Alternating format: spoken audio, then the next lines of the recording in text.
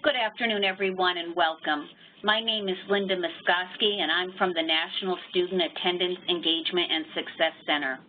Welcome to this afternoon's session, Success Mentors, an introduction to the evidence of impact and key strategies in using success mentors to impact student attendance and success.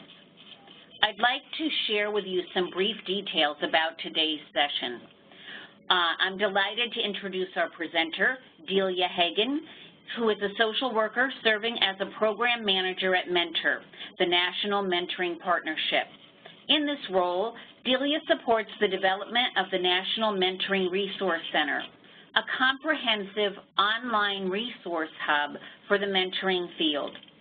Delia also manages national programmatic initiatives, including mentor trainings and supports for mentors' school-based mentoring initiatives and efforts to promote quality improvement for mentoring programs through the National Quality Mentoring System. Delia began her career in mentoring at Big Brothers Big Sisters of New York City, where she managed a mentoring program for youth impacted by the incarceration of a parent, supported relationship building for mentors and mentees, and provided case management to mentee families. With her team, she also designed and facilitated an innovative group mentoring curriculum promoting positive health outcomes for middle school youth in under-resourced Brooklyn communities. Subsequently, Delia served as a social worker in clinical settings, providing counseling and case management to adults living with HIV, AIDS, and young people in mental health crisis. Delia also has a background in grant writing, program development, and group work. Today's session will last for approximately 75 minutes, and there will be multiple opportunities for you to enter questions via the chat function. I'm going to ask you, if you would, when you enter your questions, if you could please send them to everyone and not just the host, so that I'll be able to facilitate discussion around those questions.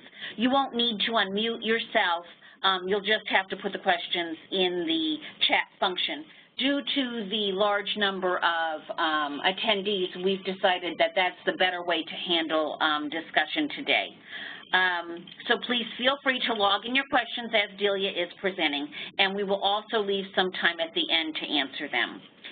If for any reason you have a question that's not answered or we do not have enough time to get to all the questions, we will reply via email in a short period of time. The webinar today is being recorded, and we will be sending you the archive link. Before I hand it over to Delia, I want to share with you the mission of our National Center. The mission of the Center is to disseminate evidence-based practices and build and facilitate communities of practice to help students attend every day, be engaged in school, and succeed academically so that they graduate high school prepared for college, career, and civic life. And to help us with our mission, I hand it over to Delia. Well, hello everyone, and thank you so much for having me. Linda, thank you for a great introduction and for kicking us off. My name, as Linda said, is Delia Hagen, and I am a program manager at Mentor, the National Mentoring Partnership.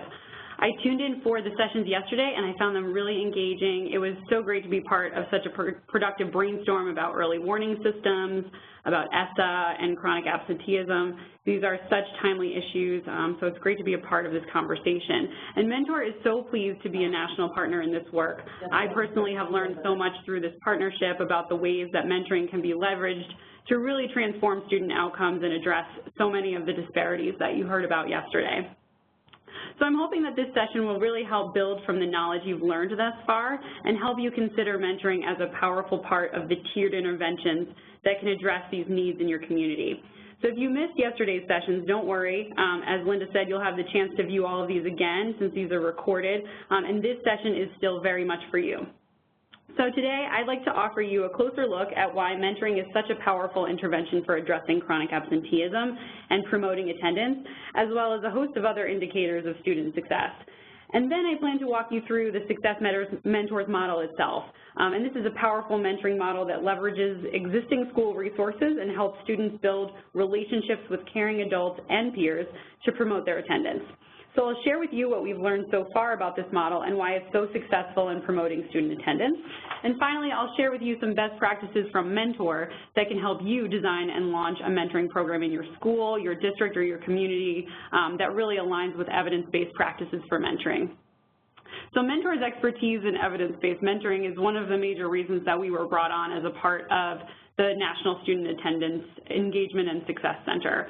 So we supported the White House My Brother's Keeper initiative in partnership with the Department of Education and Johns Hopkins and the Everyone Graduates Center in their efforts to launch Success Mentors programs in 30 cities last year. And I'll share more with you about that later.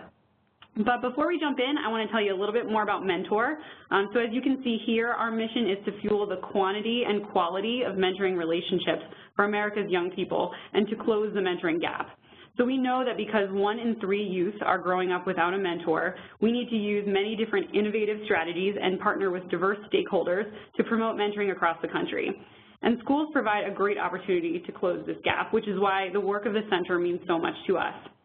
Outside of increasing the number of mentors available to our youth, Mentor really wants to make sure that all mentoring relationships are safe, effective, and beneficial for young people, and that they truly support them in achieving their goals and reaching their potential. And to accomplish this, we know that mentors need access to training and support, as well as evidence-based program models that work. So to do this work across the country, Mentor works in concert with 27 affiliate mentoring partnerships, or mentor affiliates, that serve as local capacity builders for mentoring programs and really lead the movement for mentoring in their regions. So these organizations are so unique. They work collaboratively with Mentor to disseminate essential information, tools, resources, and the like to mentoring programs, including those that operate within schools, while also serving as local experts on high-quality, evidence-based mentoring. So at the end of this session, I'll tell you how you can get in touch with the affiliate closest to you. Mentor also provides thought leadership through innovative research that we do, including publishing the elements of effective practice for mentoring, which you can see here on the screen. And that's really our cornerstone work that outlines the benchmarks and standards of safe and effective mentoring. We're going to be talking about this more later on, and I always want to emphasize that this is available to you at no cost on our website. It's also included as a handout at the top of your screen there if you'd like to pull it up at any point. Mentor also operates the only national database for volunteer mentoring opportunities, which is called the Mentoring Connector, and this helps volunteers, youth, and families get involved with mentoring programs in their communities. It's another resource that you may want to access, and it's also provided at no cost.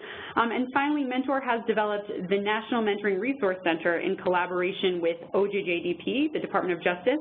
And this is, as Linda said earlier, a comprehensive resource hub that's really just chock full of mentoring resources, reviews on research for mentoring for different populations of youth and different mentoring models, and so much more. So through the NMRC, Mentor and our affiliates provide no-cost training and technical assistance to mentoring organizations, including those in schools, that are really based on the elements of effective practice as a guide. So that's just a little bit about us. I hope you'll check out our website at mentoring.org for more information, because there's so much to explore there. So as I mentioned, one of the major drivers of our work here at Mentor is the mentoring gap. 1 in 3 youth growing up without a mentor. And as I mentioned, schools are incredibly well positioned to help close this gap for our youth, because they're a place where youth and families interact with caring adults every day. However, as you've been hearing, many of our youth are still not finding supportive relationships at school that keep them engaged and on track towards their goals. So today we're going to talk about what you and others in your school and your district and your state can do about this. Mentoring at its core guarantees that young people have someone who cares about them, who assures them that they're not alone in dealing with the day-to-day challenges that they face, and makes them feel like they matter. Research confirms that quality mentoring relationships have a powerful positive impact on young people across a wide variety of personal, academic, and career outcomes.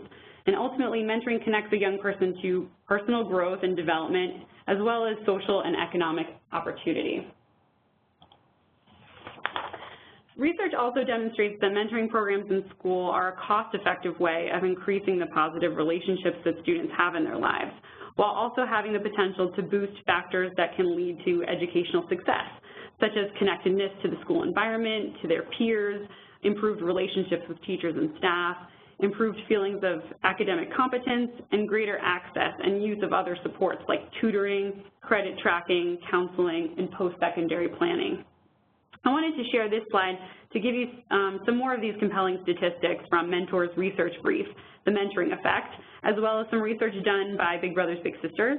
I won't read all of these, but as you can see, our research shows that youth with mentors are 52% more likely than their peers, less likely than their peers to skip a day of school, 55% more likely to be enrolled in college, 46% less likely to start using drugs, and 90% more likely to be interested in being mentors themselves. So really compelling statistics, and we think that this type of information can be useful to you as you think about the implications of mentoring in your states and regions.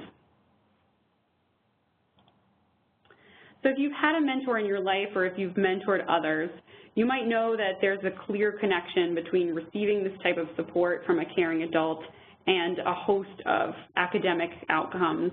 But there's really a robust body of research that shows the connection between mentoring and academic outcomes specifically, and I just want to highlight this. Mentoring is shown to reduce levels of chronic absenteeism and increase attendance, reduce reoccurring behavior problems, and increase the likelihood, as I said, that youth will go to college, and really improving youth's attitudes towards school. So if you're wondering why mentoring keeps coming up as an important part of this conversation about chronic absenteeism, these are just a few of the reasons why. And again, if you're planning to advocate for interventions that address chronic absenteeism, it's really helpful to know this information.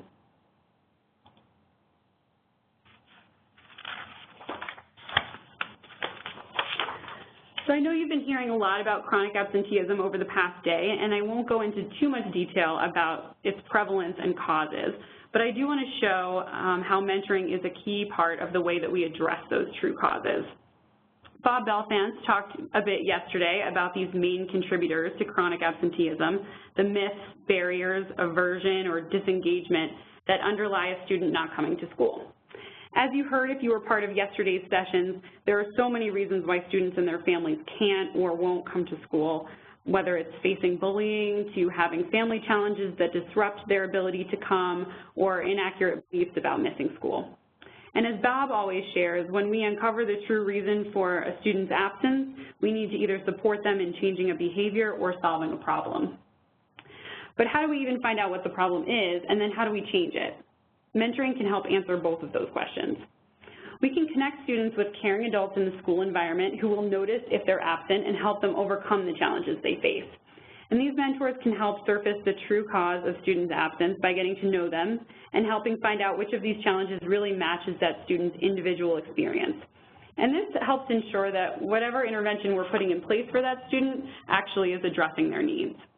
As Linda and Bob on the JHU team remind me, if you're creating an intervention without true knowledge of students' needs, you're likely to do more harm than good. And not only does the mentoring relationship help uncover this really important information, but it provides a lifeline for working through that challenge and addressing it in partnership with the student and their family. So now I'm going to tell you a little bit more about the Success Mentors model and what we've learned thus far from its implementation in 30 cities across the nation. So we just talked about why mentoring works and how it can address absenteeism, and we know that many teachers and school counselors are already doing this work in schools. If you work in a school, if you go to school, if you have a child in school, you know that a lot of teachers are already reaching out to students and showing that they care. But in schools with many chronically absent students, it's difficult, if not impossible, for teachers and counselors to do this on their own without strategic support from schools, which is why Success Mentors programs are really built into the fabric of the school environment. Success Mentors is essentially an evidence-based, resource-friendly mentoring model that is scalable and adaptive to students' needs. And its effectiveness relies on the efficient and effective sharing of data about students' attendance that enables immediate response to the needs of students and families through strong, caring relationships with members of the school community. And what that really means is if you're noticing that a student is absent from school, if you notice that on a daily basis, you're positioned to be able to reach out to them and find out what's going on in real time to really help them address that need. So this model was piloted and evaluated in New York City between 2010 and 2013 under the leadership of Johns Hopkins University School of Education and the Everyone Graduates Center, and in partnership with the New York City Department of Education and an interagency task force that addressed chronic absenteeism at the mayor's office. So I'm going to share some results from this pilot in a little bit, and the information I'll be sharing over the next few slides is really from Bob Belfance's work with JHU and the Everyone Graduates Center. It's helpful to note before we move on that this intervention really builds off a lot of the Tier 1 interventions that you've been learning about in other sessions, including the positive school climate and welcoming messaging towards families that's so critical to addressing this issue comprehensively.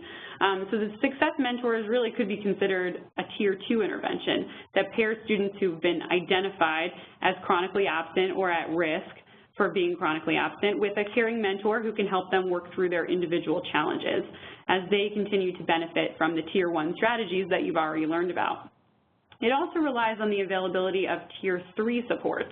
So those could be considered those intensive individualized supports that are available for students and families who have greater needs that mentoring can't really support on its own. And that would require the help of a school social worker, a guidance counselor, or other student support teams. It's really important that those supports are also in place for mentors to be able to, elevate issues that are maybe beyond the scope of what a mentor can do. So this slide from Bob's work shows all of the different components of a successful Success Mentors program. Successful Success Mentors program is a tongue twister I keep using. But those include those welcoming climate strategies, those prevention strategies, as I mentioned, the strengths-based messaging. You can kind of see how that plays out here in the center of the circle. It's just so important as the foundation for what you'll be doing. But again, as a Tier 2 strategy, those Success Mentors really identify students who are chronically absent and match them with those mentors who can help identify their needs and encourage them, connect them to needed resources. And this slide also shows a critical feedback loop that's really important part of this model, where mentors provide information about individual student needs as well as collective student needs back to the school. And that helps ensure that the tiered interventions the school is putting in place are actually working and are actually responding to the real needs of students and their families.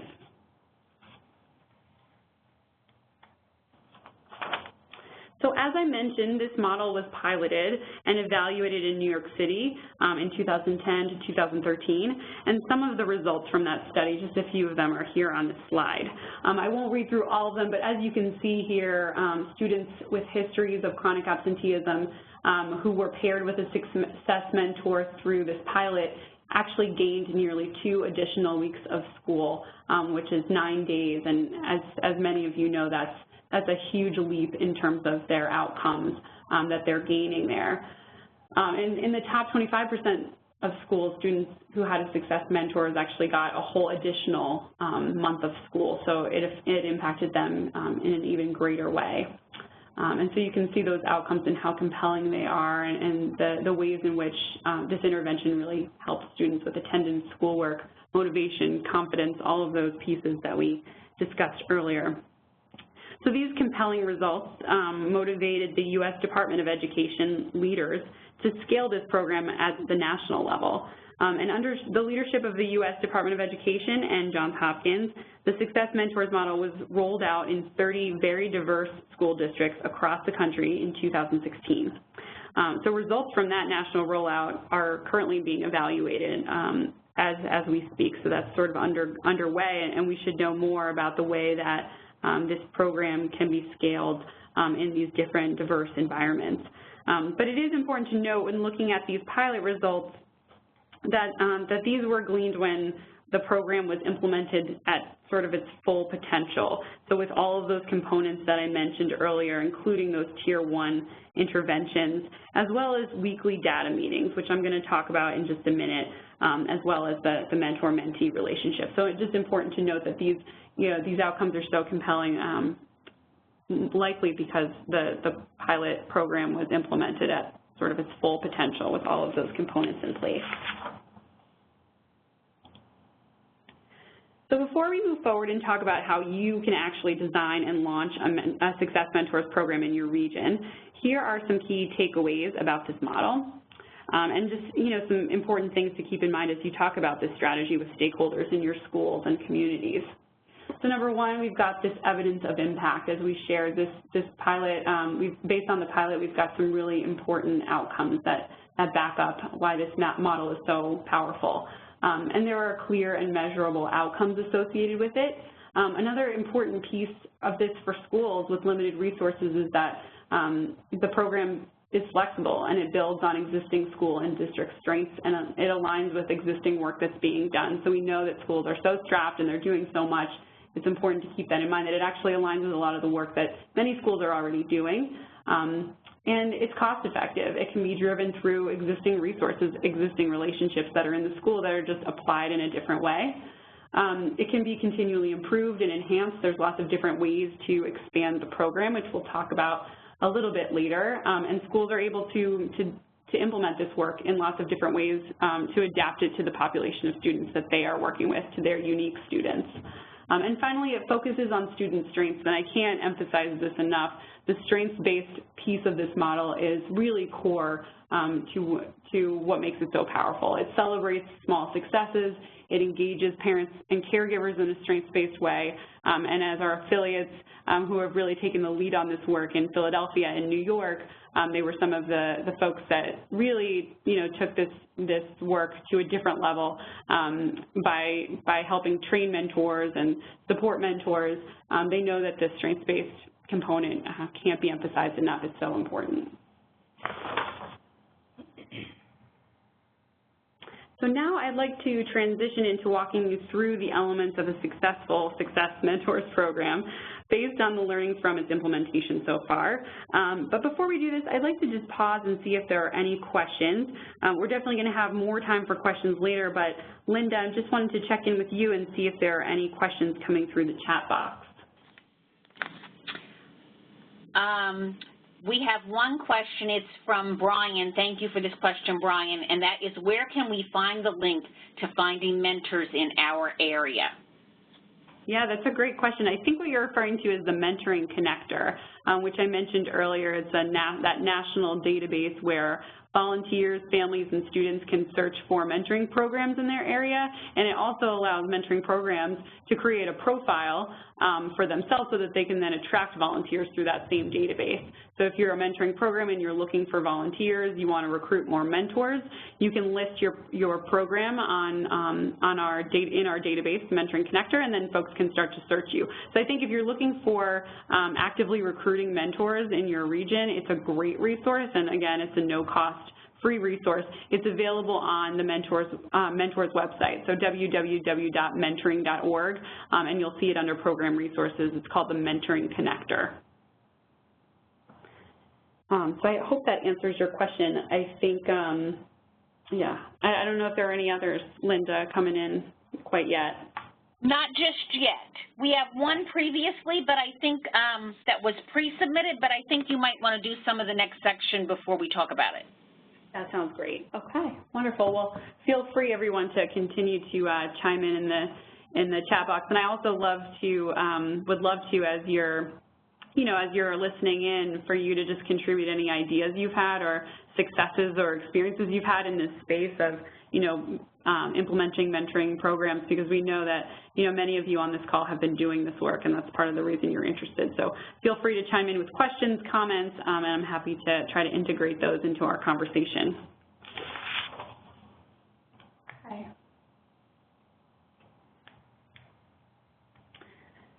So I want to talk to you now about what this actually looks like. So what, if you're looking to take on the challenge of addressing chronic absenteeism, and you know how compelling of a strategy mentoring is, you want to start getting started by thinking through, what is this going to look like for my school, my district, for my state? So I want to walk you through that now. And I think a great place to start is by talking about who are these success mentors that we're talking about. So success mentors are really any caring adult in the school environment, or even older or near peers, which we'll touch on briefly later, although the focus of what I'll be sharing with you is really on adult relationships at this point, since that's, I think, one of the primary strategies that schools have used, but also we'll touch on peers briefly later. But really, these mentors build relationships with students, as we've been saying. They encourage them, they serve as cheerleaders, as advocates, and because they're in the school environment, this is the key, they notice when students are absent and they reach out to them to provide help. So that's really kind of the basis of what this model is all about. And success mentors can be teachers, they can be school personnel or staff, folks who work as cafeteria staff, custodial staff, teachers' aides, school or district administrators, really any adult in the school environment who wants to and can commit the time to support students. And many schools implementing this model have reached out to external community-based partners like City Year, Big Brothers Big Sisters, or AmeriCorps to increase the number of mentors in their schools and provide, who can provide the support, while others, as I mentioned, have used peer mentoring models, which require a much different approach, but can also be a great way to provide additional support to students. So this slide shows the different components of the Success Mentor's role. So after being matched with a student who has a history of chronic absenteeism or who is at risk of becoming chronically absent, a Success Mentor reaches out to and engages the mentee's family using a strengths-based approach. And they greet that student daily or with as much frequently as possible in the school. They track the student's attendance and their improvements, and that's key, that they're recognizing these improvements. Again, can't emphasize enough the importance of being strengths-based. So these mentors, part of their job is to recognize and celebrate the successes of students, even small ones. And that's a skill in and of itself that we really work hard to train our mentors to see those small improvements and to highlight those, not just for students, but also for their parents. A great example of this is the way in which success mentors reach out to families. So great success mentors don't just reach out to families for the first time when a student is absent, although often I think that's sort of our first impulse. Instead, they spend time engaging with students and families in positive ways first. They get to know them. They reach out to express concern if a child is absent and let them know that they were missed versus sort of, any messages of indictment. It's more just a way of saying, hey, we missed you, we want to help you get here however we can, we'd love to have you in school. And that's really the message that's expressed time and time again. But it's so important to start building that relationship before you start sort of pointing out those concerns. And success mentors can meet with students one-on-one, they can meet with them in small groups, and they work with other school staff in the school to support the students. So they become kind of a cheerleader, an advocate, and sort of the head of that student's team in a way. So a hugely critical element to the success of any Success Mentors program is the weekly student success meeting. And this really enables the sharing of information between the principal's leadership team, and the success mentors themselves. So if you've got a group of success mentors, maybe they're teachers, school personnel, different staff working in the school, it's so important for them to come together and share information back to the school and vice versa. And the goal of these meetings is really to identify any at-risk or chronically absent students, to examine patterns in their attendance, and to share information about potential interventions. It allows the school to adapt their school-wide strategies, and it allows the mentors to adapt their student-specific interventions to make sure that they're working. So this is so important, and really the basis of why this program works so well is that we're sharing information in real time that mentors can then use and apply right away to help students when they need it. And so the strategic collaboration is really, really essential. And so I'm seeing a comment coming in the comment box, and I'd just love to highlight it because I know, again, that folks have such different experiences in this work and would love to kind of hear more of them. So I'll just read it. It says, I created a mentor program to positively support behavior in 2 different schools. It was an elementary school, middle school model. I'd be interested in some research or data on Success Mentors model that's focused on behavior as well as attendance. Oh, great. Okay, so I'm going to table your question towards the end and definitely address that later. And thank you all for chiming in. I hope you continue to, so we can make this as interactive as possible. But yeah, so this weekly student success meeting is so key, and what I'd love to share with you about it, just a few best practices that we've learned about these meetings. And this work has really, this part of the work has really been led by Johns Hopkins and the Everyone Graduates Center team, so we have to thank them for these. But, you know, meeting the same place, same day each week and following a standard agenda, you really want these meetings to be consistent. You want them to be easy for people to remember, easy to fit them into their schedule in a consistent way so that you can really make sure you're getting people there. And what we found is that they should be led by the principal or someone who is designated by the principal to facilitate them. So really important to have the principal's buy-in in this work, and these meetings are a great example of, you know, something that needs to be, to showcase the principal's leadership. And they should definitely include those success mentors or the lead success mentors. So maybe not everyone can be there, but you can have a few lead success mentors who then communicate what's learned to the other mentors. And if you're using a strategy where you're, you know, engaging with community-based partners like Big Brothers Big Sisters, AmeriCorps, City Year, you want to invite them as well so that they can adapt their programming and their strategies based on what's being learned. And it's also important that those community-based partners will sign a confidentiality agreement to review student-level data. So as we know, confidentiality is a really, really important part of this. We want to make sure that we're following all of the important protocols to, you know, make sure that we're sharing student data appropriately, which is why that's really important to sign an agreement with any community-based partners that you're engaging. And the other thing I just want to highlight here is that you know, working with peers, this is a major difference for anybody who's, you know, interested in implementing a peer model where you're matching students with other students. It's a great model, but certainly there are a lot of implications for the sharing of student information. So this is an example of where those peers would not be included in these meetings. However, you know, perhaps the coordinator of the program would be there, or definitely they would be there so that they could then adapt or adjust their programming depending on what's being shared. And for folks, we have another I'm sorry. This one from Megan Thornton, and she shares, we have found great success with behavior and emotional support through mentoring. The relationships have been built, and that was our key goal. Now I love the idea of really making attendance a focus. Great ideas already gained from this webinar. Thank you. Awesome. That's great to hear. And yeah, thank you so much for sharing that. It's great to hear that you've built the framework already. That's so important.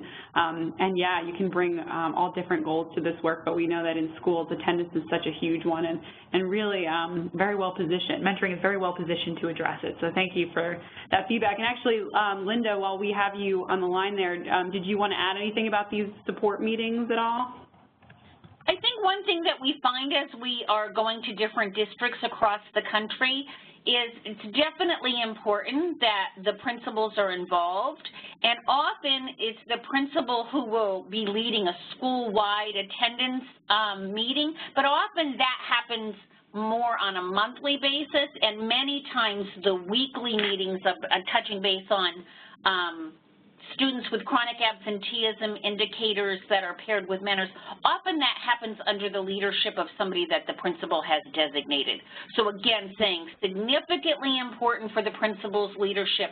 Often, though, that leadership happens of the overall school-wide attendance plan that may not happen every week, and that these meetings sometimes skillfully coordinated by someone that has been designated.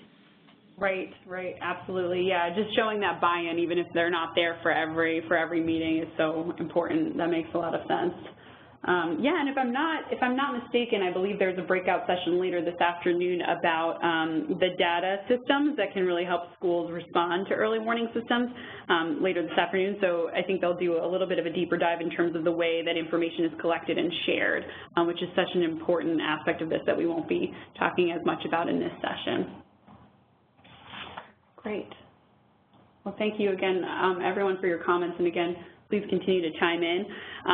So I'm going to sort of transition us a little bit here to talking about mentoring best practices and how they relate to the way that you would launch this program.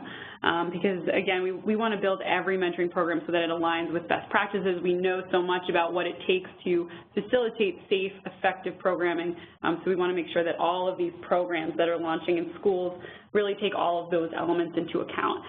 So as I shared earlier, one of Mentor's major roles in this partnership is providing these tools, these resources around evidence-based practice. And so the elements, like I said, this document really details research-informed, practitioner-approved standards. And what I'd like to do now is just kind of give you an overview of the 6 elements that are there, and they're listed here: recruitment, screening, training, matching, monitoring and support, and closure. So these are really the 6 evidence-based standards that every mentoring program should take into account. And I'm not going to get too deep on any one of them. There's so much to talk about when it comes to all of them. I really encourage you to access the elements, which is actually right here listed as a handout if you want to take a look after the session. And it goes into a lot more detail than what we're going to be able to talk about here. But I did want to give you a sense of it, and we'll also provide a link to where you can access it online later in the slide or in the session. So launching, I think the other piece I want to kind of share with you before we move into them is that launching a Success Mentors program in your community without attending to each of these 6 elements could really do more harm than good to the students that you want to serve, which is why we make these best practices freely available to everyone who's interested in launching a mentoring program. And all of these are just so essential. I think especially for students who have had, disappointing experiences with adults in the past, we want to make sure that any mentor that we introduce into their life, that it's going to be as successful of a relationship as possible. And much of what I'm going to share with you is actually based on this checklist that Mentor created in partnership with Center for Supportive Schools, the Mentoring Partnership and Resource Center, which is our affiliate in Philadelphia, and Mentor New York, which is our New York affiliate, as well as attendance work. So we put together a list of sort of specific benchmarks and standards to success mentors with lots of free resources that you can access on the Mentor website and the National Mentoring Resource Center website. So that's also a handout. I just want to draw your attention to, there's a lot more detail in this checklist as well that may be useful to you. So with that, I'm going to jump right in. The only other thing I'll say, I'm sorry, one more quick note about this, I think that might be helpful to you as we walk through these elements, is that a lot of this work is really the work of a mentoring coordinator at the school or the district level. And so this might be a guidance counselor, a school social worker, they might play another role in the school, but it's such an important job that I think it's important to note that program coordinators, the folks who are really implementing, managing these programs, doing all of these things we're going to talk about, have this designated time that's set aside to do that work. And it's even better to have, a designated program coordinator whose full-time job it is to manage this programming. And I just want to highlight, I'm going to share with you on a resource slide later on, and Attendance Works put together a great toolkit around launching this work at the elementary level, and they include a sample job description for a program coordinator that you can use to kind of think through, who at my school or my district is actually going to do this stuff, which I think is just such an important thing to think about as we're talking through it. So I just wanted to highlight that for you as well. Okay, so we're going to start with recruitment. And so this refers really to the recruitment of student mentees and the way in which you communicate with their families about the program and set expectations. It also refers to the recruitment of mentors, which might involve partnering, as we said, with community-based organizations like City or AmeriCorps, Big Brothers Big Sisters, or others. And some schools have even partnered with local police stations and fire departments to bring more mentors into their school environment. So there's just lots of creative ways to think about mentor recruitment. So when you think about recruitment, you want to think about clear communication. You want to think about creating materials that you can distribute to school staff and to others who you'd like to volunteer as mentors, and materials you can distribute to families to help them understand why their child has been selected for this program. The key to recruiting mentors and families is to remain strengths-based, as we keep saying. Even if a child is chosen for this program because they're chronically absent or at risk of becoming so, family recruitment letters should emphasize that the program is an opportunity for their child to benefit from a helpful new relationship and a way to receive more support. Recruitment strategies for families should validate the role of the parent and ensure that their questions about the program are answered before the program begins. For example, distributing a letter stating that their child has been selected for the program, that they can review, and then following up with a phone call to make sure that parents' questions are answered. That's a great way to make sure that parents truly understand the goals of the program and have the chance to ask questions or express their preferences. It's also a good way to make sure that you're addressing parents' language needs and not excluding parents who, say, are unable to read the materials that you send home. So it's really inclusive strategies is what you want to be thinking about. And start by creating materials that explain the benefits of mentoring and how the parent can support students in their mentoring relationship. And then work with school and district teams to follow up with parents individually. That's usually a good place to start. You also want to develop a strategy for documenting informed permission from parents and caregivers to students that will be involved with the program. And Attendance Works Success Mentors Toolkit at the Elementary Success Mentors Toolkit, which I mentioned earlier, has some great resources that you can tailor, some letters and things along those lines, so I'll share that with you later. And to recruit mentors within your school, you really want to clearly communicate the expectations and roles that they're going to play. So thinking about, how do I recruit a teacher who's already doing so much, or a guidance counselor who's already doing so much, or a coach. These are folks that are already putting so much effort into the work that they do. So you want to acknowledge that a lot of these folks are already informal mentors, and that volunteering as a success mentor just gives an opportunity to recognize their efforts and to sort of validate what they're doing, and also provide more training and support, making sure that they're doing it well, that they have, the structures in place to be able to succeed at it. And so for this, you really want to start by developing a written statement that outlines the eligibility requirements for mentors, which we're going to talk about more next, and then develop a communication plan. So put together an email, a flyer, a newsletter piece, a staff meeting announcement with the information about how they can sign up. And the toolkit I referenced by Attendance Works also has a great example of a volunteer role description that you can use. And finally, you want to set up a group presentation for all interested parties, so anybody who signs up, so you can really more in-depth walk them through the role and the expectations of them as a mentor for this program. You want to let them know how much of a time commitment the program is going to be and what the requirements are. And with regard to training, training them and also checking in with a supervisor or coordinator at the school. And then finally, partnerships with organizations in your community might provide a source of external mentors, as we keep saying. And the mentor affiliate in your area, which I'll talk with you about later on, the local affiliate in your state or your region can help you identify community partners who might be a good source of volunteer mentors. The Mentoring Connector might also be a good resource for that. And so you want to meet with partners to discuss the needs of your students if you're planning on pursuing that strategy, and you want to talk about the availability of their volunteer pool. Are they going to be able to come to the school frequently enough to really meet with mentees and notice their absence or be able to respond to their needs in a short amount of time? And you want to remember, really, with external partners, that frequent interactions with mentors in the school is at the heart of the Success Mentors model. So this is just a really important consideration when you're bringing folks in from the outside of the school environment. And think about how that kind of matches up with your particular students' needs. And then you want to talk about their recruitment, their screening, their training guidelines that they have, and ensure that those align with that of your school, including background checks, fingerprinting protocols, things along those lines. Have those conversations. Make sure you know what their protocols are. And so those are the big pieces I wanted to just highlight. And again, there's so much more outlined in the elements themselves. Now, screening is sometimes an area where a lot of mentoring programs get nervous. They want to make sure they're doing this correctly, and that makes sense. It's such an essential component of making sure that you're matching the right people with your students. And it really ensures that matches are safe and that they're effective, that you're vetting prospective mentors really well through checks, references, interviews.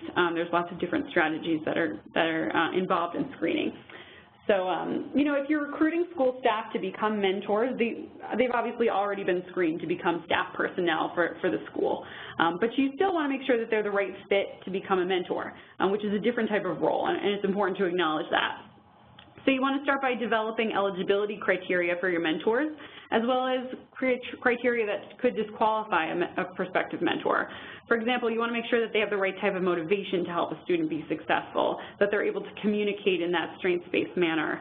And your mentor affiliate, as I mentioned, can really help you make sure that you have a strategy in place. The resources that mentor provides as well can help with that.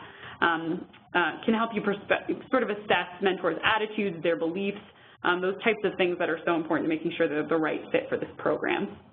And then you want to create a plan to meet with each participant individually if possible to assess their interest in mentoring, to understand their expectations and their appropriateness for the role. And you want to schedule an onboarding session to cover expectations, how to get started.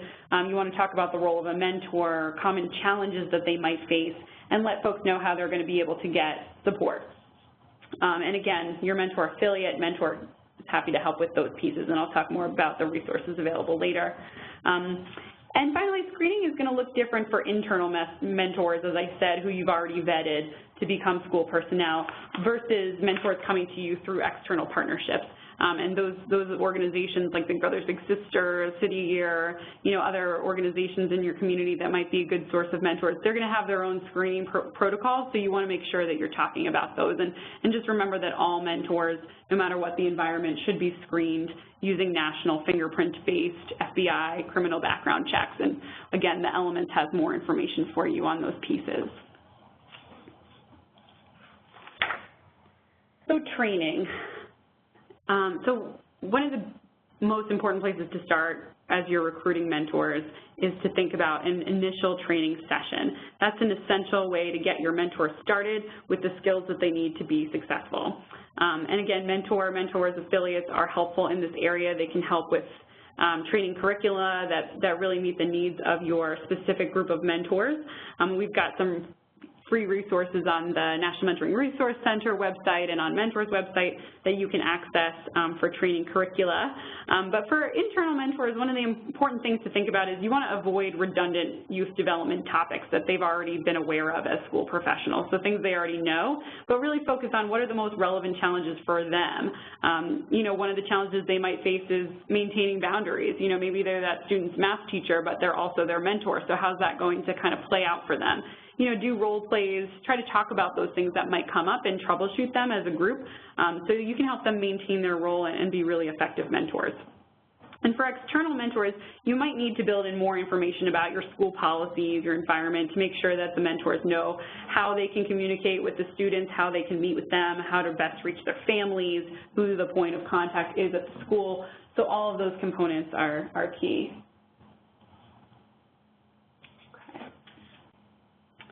And after the initial training, you really want to review the purpose of mentoring. At the initial training. So during that training session, you want to talk about the purpose of mentoring. You want to talk about the requirements of the program, the length of the relationship, what are the expectations, how frequently are they expected to reach out to students, how will the relationship eventually end? You want to start preparing for that right at the beginning. And then talk about the goals for the program. What are the students' goals? What are the ethics and safety concerns that could come up? What kinds of, effective healthy closure practices are you looking for mentors to take into account? And just being sure to communicate the limitations of the mentor role, how they should and should not be contacting each other, students and their mentors, and just, again, maintaining those healthy boundaries. And I think one of the most important things that I can't emphasize enough is mentors should always know whether or not they're school staff. It's just always important to reiterate how they should be elevating any serious or safety-related issues that they become aware of in the mentee's life to the school administration. And this really goes back to that important feedback loop about getting students' concerns to bringing them to light. And again, there's so many free resources, training curricula and whatnot that I'll point you to later, so that may help a little bit with this. But after you do that initial training, you'll also want to develop a plan and a schedule for providing ongoing training to mentors on special topics that are of interest to them or common needs that you're seeing that they have. So bringing those mentors together so they can talk as a group and brainstorm strategies is really recommended. And you really want to plan for at least one training opportunity per year. That's sort of an ongoing meeting. And finally, you might consider whether your program will be enhanced by a parent training. Some parents really benefit from sort of just an introduction to mentoring and what it is. There are a lot of misconceptions about what a mentor does and what their role is, so it can really help to kind of level set with parents as well. And Mentor and our affiliates can also sort of point you in the right direction for those resources.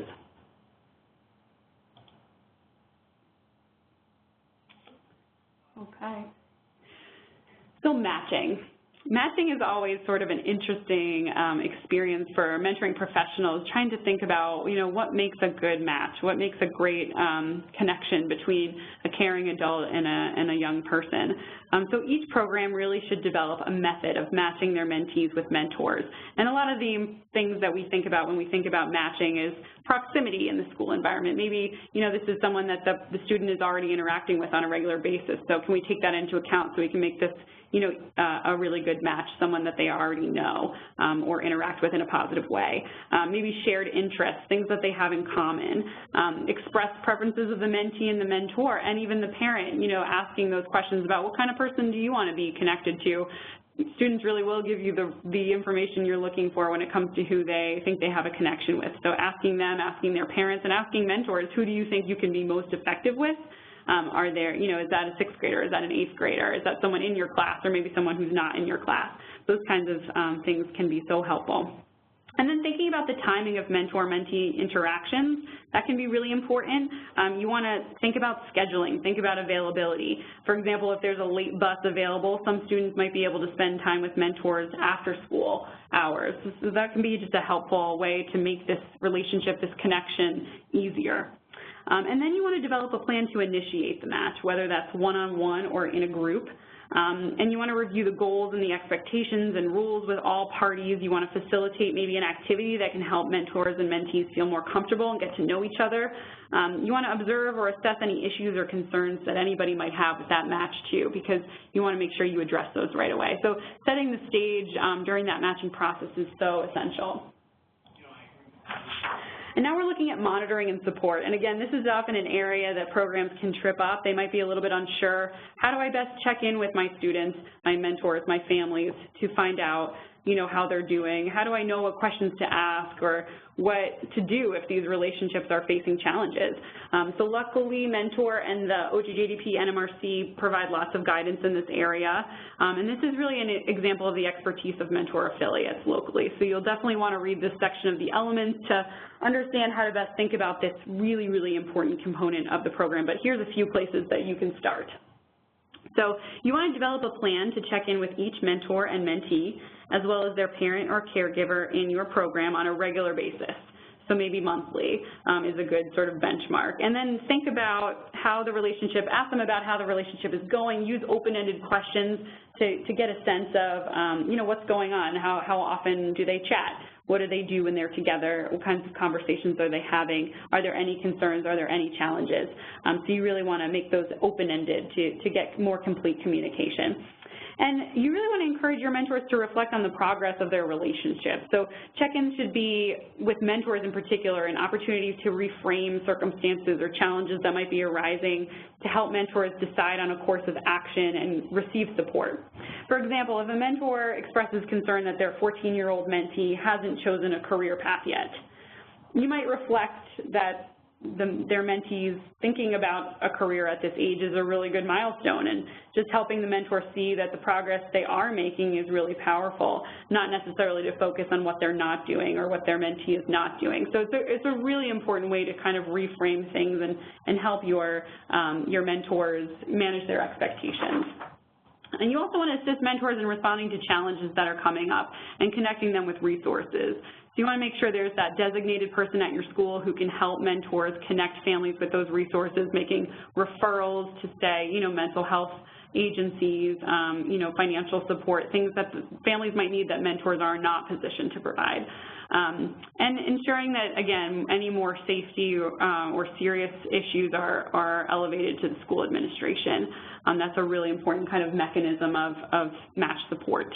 And finally, you want to ensure that mentors receive appropriate feedback on their work as mentors, that their efforts are appreciated.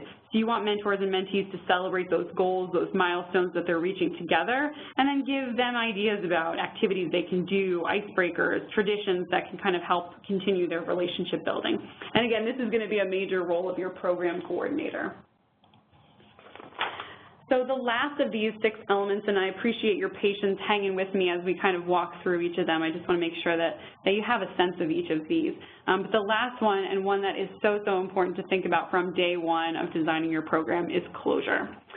So we here at Mentor, we can't emphasize enough the importance of facilitating healthy closure for students and mentors. Because we know that if closure isn't handled well, mentoring relationships can often do more harm than good, especially, as I said, for students who've experienced other losses, who have experienced abandonments or disappointments with adults in their lives.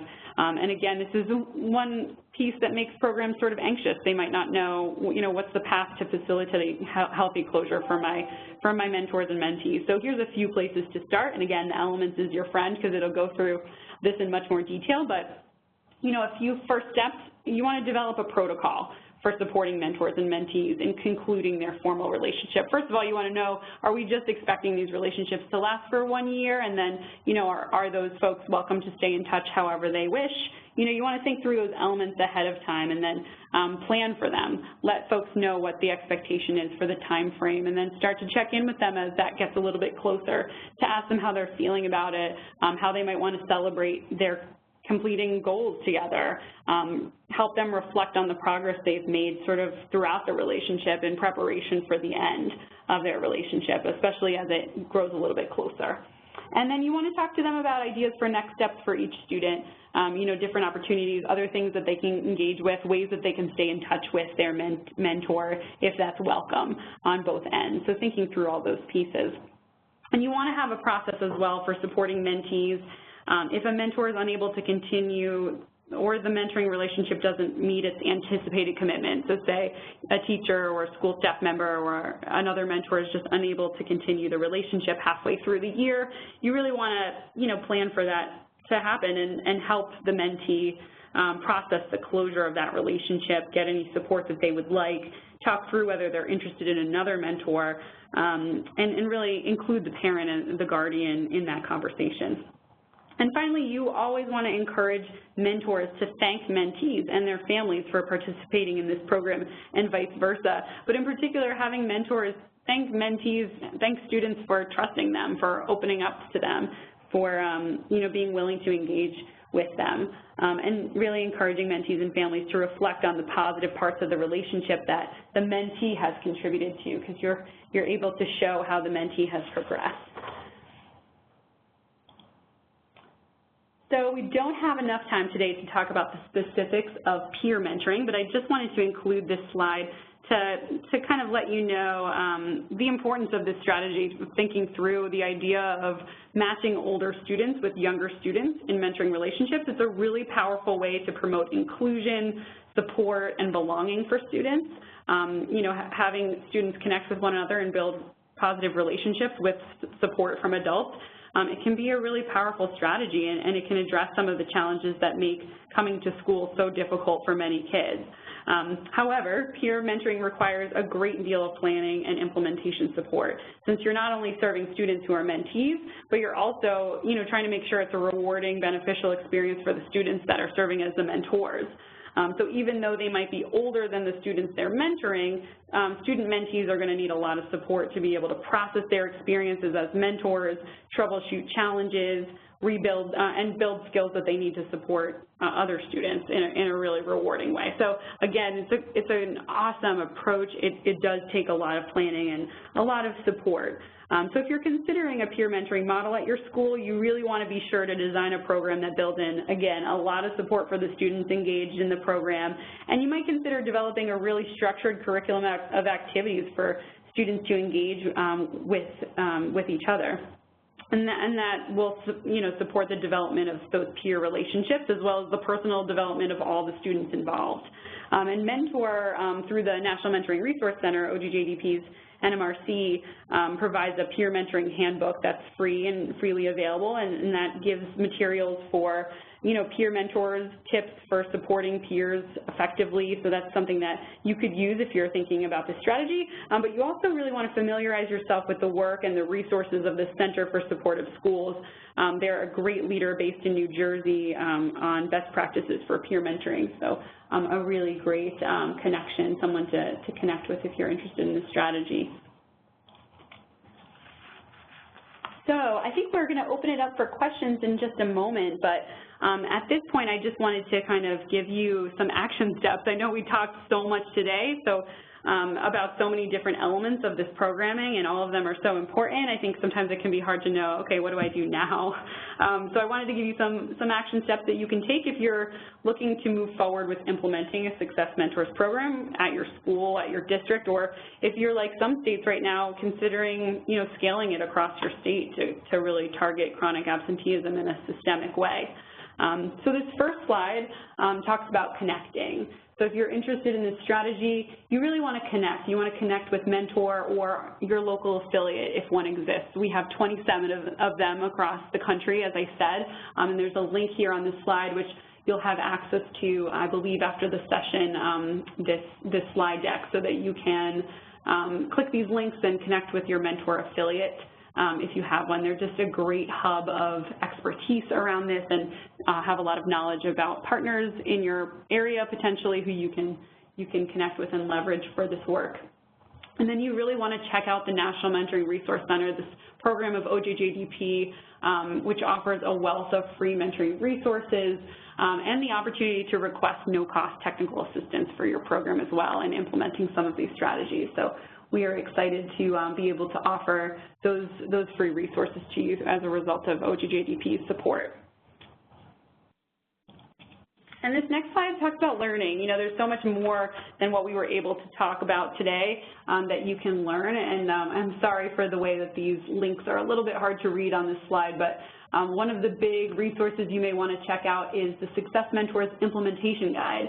This was created by My Brother's Keeper and the Department of Education, and it really goes through, all of the different elements of this program and how to apply it to your school. So it's a great resource. Again, the elements of effective practice, you've heard me say it a million times, but it's just a great resource for all of the benchmarks that we talked about today. So if you were frantically taking notes trying to figure out how you're going to do all this, don't worry. It's all available online for free, and you can access it even just in your handouts tab right here. And finally, I thought this resource was really handy. It's called the ABCs of School-Based Mentoring, and it gives you a guide to really all the different elements of a successful school-based mentoring program. So it takes into consideration, all of the things that make school mentoring in the school environment unique. And finally, if you're in this place where you've connected, you've learned more, and you're ready for the planning process, here are some great tools to help you with that step. First of all, we've got a ton of resources on Mentor's website that are specific to Success Mentors at this point. We've had affiliates across the country working with schools who are doing this programming, and they put together some awesome training curricula that's specific to Success Mentors, as well as a really cool text message curriculum that folks have used to support their mentors through text. So there's some cool stuff that can be shared there, and I encourage you to check that out. We also have, as I mentioned earlier, that elementary school Success Mentors toolkit that Attendance Works took the lead on. So you can find a planning tool worksheet within that toolkit that can help you get started, as well as that site coordinator job description, which are great resources for next steps. And Linda, did you have anything you wanted to add to these resources? No, I put in the chat box the nationalsuccessmentors.org site that's live right now that has some resources and where they could find the implementation guide. Excellent. Thank you so much. That's great. Yeah, we do have a few questions. Would you like me to start sharing them with you? I sure would, yes. I'm really excited to hear what people are thinking, so please, and certainly comments are welcome as well. Thanks, Linda. Well, first, we're going to circle back to Erica Morris's question from earlier.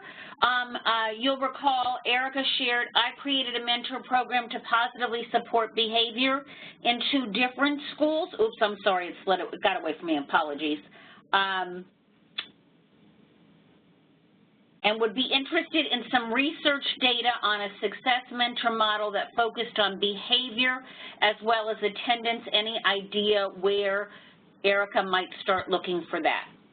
Yeah, that's a great question. I've been thinking about that as we were talking, because there's definitely some research, and I didn't get too much into it earlier, but there's definitely some research on behavior, and it sort of depends, I think, on what types of behaviors you're talking about, but there's one piece of research that I briefly mentioned earlier that I think it would be great for you to take a look at our mentoring effect research brief, which I'm happy to send out after the session, because it includes lots of different research about all different aspects of, how mentoring impacts kids, and there definitely is some research in there about, disruptive behaviors and, repeated kind of behaviors that get in the way of students being able to engage productively in school, and how mentoring can help that component, because it sounds like what Erica's referring to is, behaviors in the school environment that are disruptive, those kinds of things.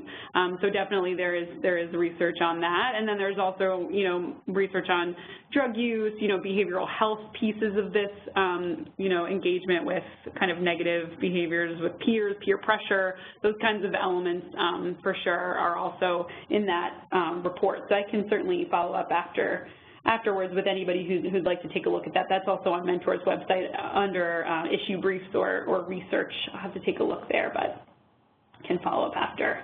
Yeah, thank you for asking about that. And I think one of the big things that I'd love to emphasize about the Success Mentors program is that even though the focus of it is attendance and reducing absenteeism, we know that building mentoring relationships with kids is going to have so many other payoffs in terms of the way they relate with their peers, the way they relate to adults.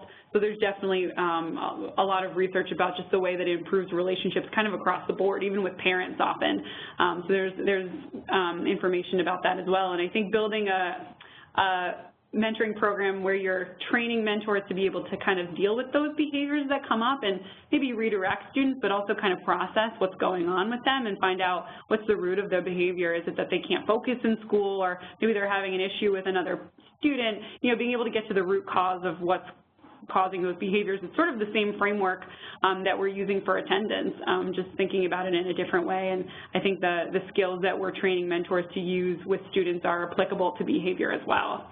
So hopefully that helps, but I'm happy to follow up with the mentoring effect report. The next question is from Betsy Adams. Thank you, Betsy. Please provide more information about the weekly meetings. Are all mentors expected there, or just ones that need to report, or certain people at each one? How much time is involved? Delia, would you like me to talk about that one? I would love that. I would love that. So it really is different from school to school, but there's no place where all mentors are at weekly meetings. Many schools have figured out ways so that they can gather information. Some of the schools are using things like Google Docs to have the mentors to be able to communicate to whoever is coordinating on site. Most of the schools have a way that some of the mentors are able to be present for some of the meetings, or if they know that there's a specific situation or cause that's bubbling up, they might call a meeting where they can actually make it a time where they can have specific mentors that are working with students that are having that problem show up. But very much it's typically somebody who can represent what kinds of information is bubbling up, surfaces of causes of absence, so they can be addressed. Definitely, and I like the idea of just having like lead success mentors who can then work with, folks who weren't able to be at the meeting, because we know that teacher and school staff, calendars are so full already that it just might not be realistic or helpful to have everyone in the room all the time. So those types of strategies can be helpful. And actually, really, the idea is they need to be weekly meetings so that we're looking at real-time data, but as Delia said, in order to have them at such a frequency, we certainly can't have everyone be present. Delia, there's another question from Brandy Catlin, And she would like to know, is there somewhere we can find training resources to train our mentors? Yes, absolutely. So I'm glad you asked about that because I think I mentioned it a few times that there are these free resources available, so I'd love to be able to point you to where they are. Some of them are on the link that I shared just a minute ago. Here we go. I'll show this here. So this additional resources from Mentor page is a page on our website that we created just for Success Mentors. It's called the My Brother's Keeper Initiative Success Mentors Program, and it's got some curricula that our affiliates have designed. So the Mentoring Resource Center, Mentoring Partnership and Resource Center in Philadelphia is one of our affiliates. They created a training curriculum for guidance counselors who are going to be implementing this program, so really for those program coordinators. And it's all about, you know, every element of this program, what you're going to need to do, trains them on that. And so that's really helpful, and that's available for free, just for you to download. It's got all the PowerPoint slides, the facilitator's guide, handouts, really everything you need to implement that training. So we're thankful to our partner there in Philly for doing that for us. And then we've also got, coming soon on that page, we'll have a trauma-informed mentoring training that'll be available shortly, so you can check back on there probably in a month or so, and that'll be available too, because that's come up a lot for, you know, schools who have said, we know a lot of our students are impacted by trauma. We want to be able to deliver, you know, training that can help our mentors be sensitive to that and know what to do to help those students.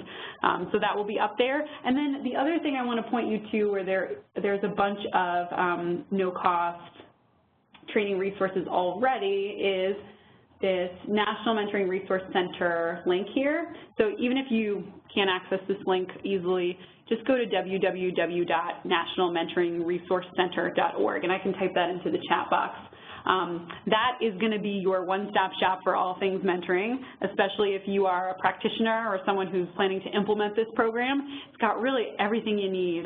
There's a resources page that you can click on under what works in mentoring, and you'll find a whole list of free resources that really have been vetted by our research board. OGJDP funds Mentor to facilitate a research board that vets all of these resources and says, yes, these we feel are high-quality resources to be shared with the field, and many of them are training curricula that other organizations from Youth Build to, you know, our mentoring partnerships have used to train mentors on all different topics, communication skills, you know, specific resources for school-based or Department of Education programs. So you'll find a ton of stuff on that website that you can apply to your program and tailor as you need to. So I hope that's helpful, and I'll, oh, Linda beat me to it, that's perfect. That's the link right there in the chat box.